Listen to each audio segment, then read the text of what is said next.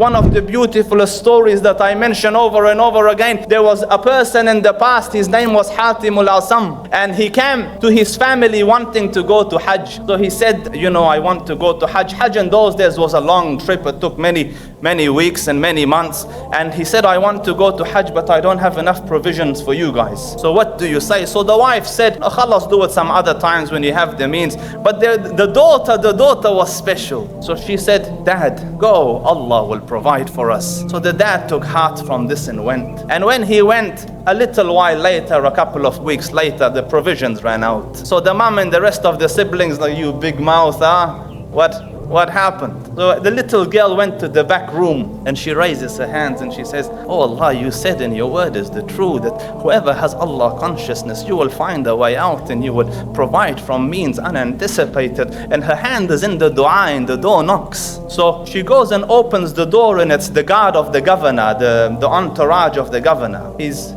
excellency is crossing through here. He's thirsty. Do you have any water? So she went and got water and made it nice, presentable. The man took the water, took it to the governor, and the governor drank the water, and he found in it delight. Oh, Allah Rabbul Izzah put delight in it for him. So he drank, and it made him think, where did this water come from? Who did you get this from? So they said, from the house of Hatim. So the famous Hatim, yes, we must go say salam. They said, no, your excellency, he's in Hajj. So he said, then it is our duty to look after his family. So he reached into in the olden days, they had those little sacks of the coins, so he reached into this and he chucked it into the house of Hatim, the gold coins. But Allah Rabbul Izzah wished to increase. So the man looked at his entourage and said, whoever loves me, do as I have done. So all the entourage took their purses and chucked it into the house of Hatim. Pretty soon gold coins were loitering around on the floor, and the little girl started to cry. So the mom said, woe be unto you. We were poor and dying. You were happy. Now money has come. You're crying.